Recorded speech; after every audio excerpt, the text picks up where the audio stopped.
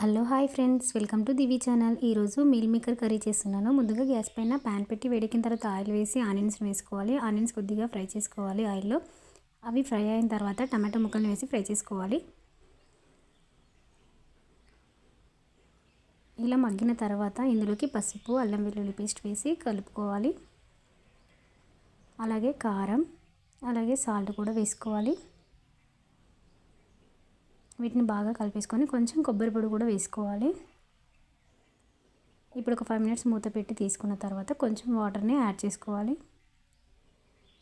ఈ విధంగా water boil అవుతుంటే నానబెట్టిన మిల్ మేకర్ని వాటర్ తీసేసి ఇందులో వేసుకొని కలిపేసుకోవాలి. అంతే. ఒక 5 మినిట్స్ మూత పెట్టుకోవాలి. 5 మినిట్స్ తర్వాత మూత తీసి ఇందులోకి కొంచెం గరం మసాలా, కొత్తిమీర వేసుకొని కలుపుకోవాలి. ఇంకొక 5 మినిట్స్ మూత పెట్టుకోవాలి. 5 మినిట్స్ తర్వాత దించేస్తే మనకు ఎంతో టేస్టీగా ఉండే మీల్ మేకర్ కర్రీ రెడీ అయిపోతుంది. Thank you for watching.